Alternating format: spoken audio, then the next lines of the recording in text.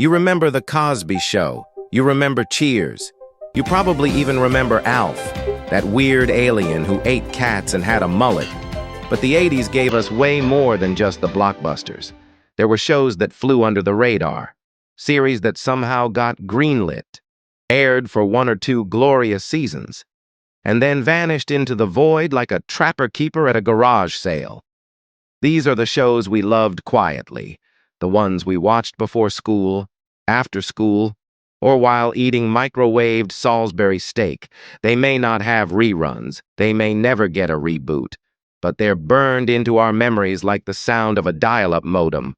Welcome to a retro rewind of 10 forgotten television shows from the 80s that you definitely watched but haven't thought about in decades. Let's hit play. Number 1. Double Trouble, 1984 to 1985. Because one set of identical twins just wasn't enough. You've heard of Sister Sister. But Double Trouble walked so Tia and Tamira could run. It followed twin teenage girls, played by real-life twins Jean and Liz Segal, trying to navigate life, high school, and mild sitcom chaos, while living with their single dad in New York City. One twin was studious, the other wild and quirky, because, of course. The theme song slapped, the hair was large, and the fashion? Peak mall glam. Why don't we talk about it anymore? Maybe because no one could remember which twin was which. Number 2. Automan, 1983 to 1984. The neon-lit fever dream of a computer nerd's imagination. Long before Tony Stark and his fancy AI, there was Walter Nebusher, a police nerd who created a hologram crime-fighting partner called Automan. Automan looked like a Tron extra and could summon a glowing Lamborghini out of nowhere. The special effects? Mind-blowing in 1983. Now, let's just say, it looked like someone drew with a light bright over the film reel. And when Automan turned corners, the car made 90-degree right angles. Physics was just a suggestion. Still, it was futuristic. It was wild. And it proved one thing. The 80s really thought computers could solve everything. Number 3. It's Your Move, 1984 to 1985.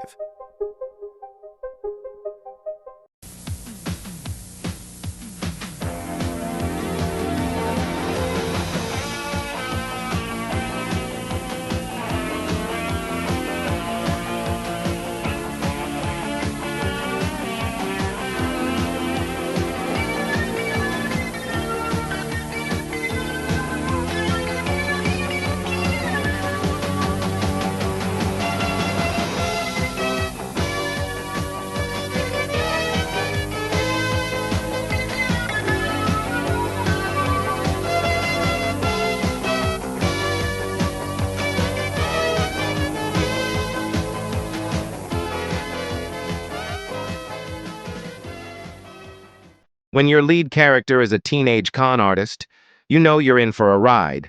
Before he became lovable Michael Bluth in Arrested Development, Jason Bateman played, well, a slightly more evil version of Michael Bluth. As scheming teen Matt Burton, he conned teachers, blackmailed neighbors, and pulled off scams worthy of a Wall Street exec. The twist? It was hilarious. Bateman oozed charm. And the show pulled off the rare feat of making you root for a morally questionable teenager before it was cool. Unfortunately, NBC pulled the plug after 1 season, allegedly because parents were worried their kids would start cheating the system, which just proves it was working. Number 4. Manimal, 1983. Yes, a man who turns into animals. That's the whole pitch. Meet Dr. Jonathan Chase. By day, he's a suave professor. By night, he morphs into animals to solve crimes. Sometimes he's a panther. Sometimes he's a hawk. Sometimes he's a guy who turns into a panther and a hawk in the same episode. It aired only 8 episodes, but became an instant cult classic.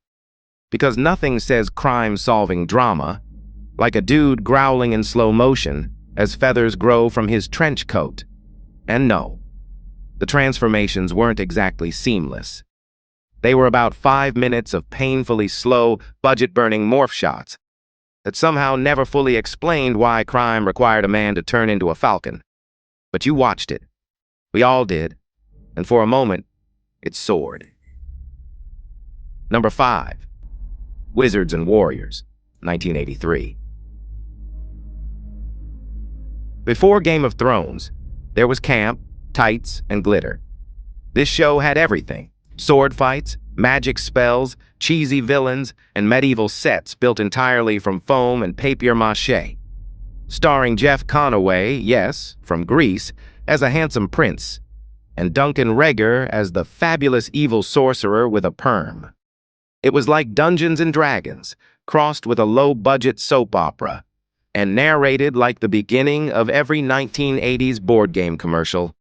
It leaned into the absurdity. It knew exactly what it was. And that's what made it magical. The show was canceled after 8 episodes, but if you ever saw it, you've never forgotten the theme music or the accidental comedy. Number 6, 10 Speed and Brown Shoe, 1980. The buddy cop show that paired a con artist with an accountant. Because, why not? Ben Vereen played the smooth-talking, street-smart 10-speed. Jeff Goldblum, yes, that Jeff Goldblum, played a bookish, neurotic accountant who dreamed of being a private eye. And somehow, it worked. The chemistry was bizarre, but undeniable. The cases were a mix of noir parody and genuine suspense. And Goldblum's chaotic nerd energy? Chef's kiss. The show was too weird to last, but it was just weird enough to love. Number 7, The Powers of Matthew Starr, 1982 to 1983. Teenager, alien, telekinetic, high school student, all in one. Matthew Starr looked like an ordinary teenager. But plot twist, he was actually an alien prince, hiding out on Earth, with his shape-shifting guardian played by Louis Gossett Jr. He had psychic powers, he battled evil intergalactic threats, and yet, still had to pass chemistry. It was like Roswell, before Roswell, but with more laser eyes, and fewer emotions. The show shifted tones halfway through its only season, as if the writers couldn't decide whether they were writing sci-fi, a school drama, or The Breakfast Club in space. Still, if you saw it, you never forgot that floating locker scene. Number 8, Glitter, 1984. What if Dynasty and Entertainment Tonight had a dramatic baby?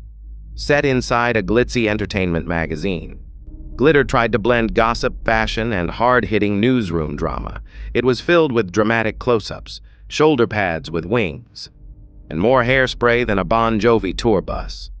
It starred Morgan Brittany and a pre-Cheers Ted Danson, and every episode felt like an audition for a soap opera you just hadn't met yet.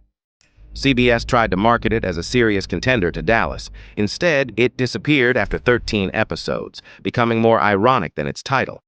But for 13 weeks, Glitter sparkled, if only faintly.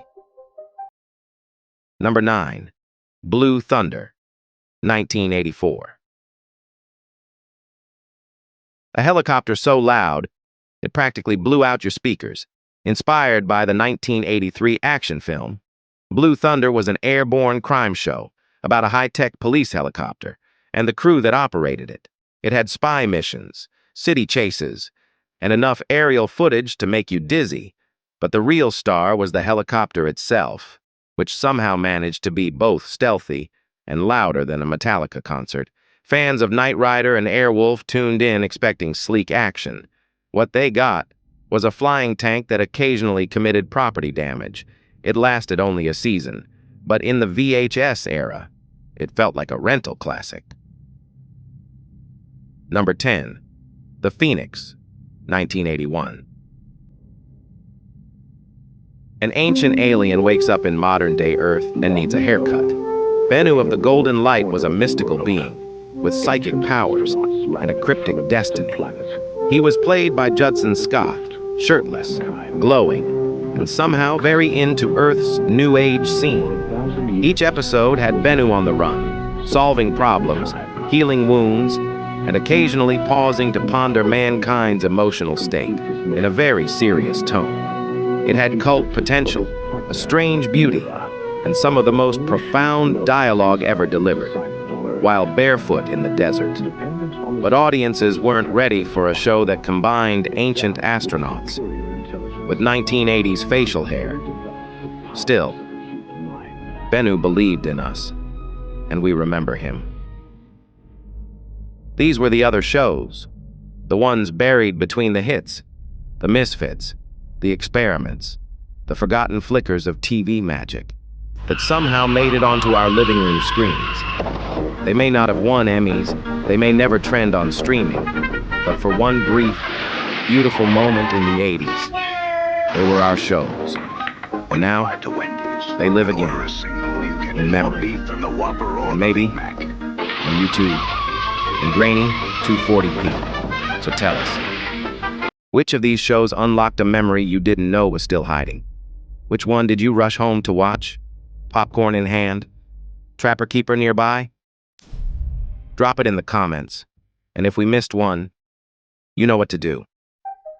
Don't forget to like, subscribe, and hit that bell so you never miss a trip back to the analog age.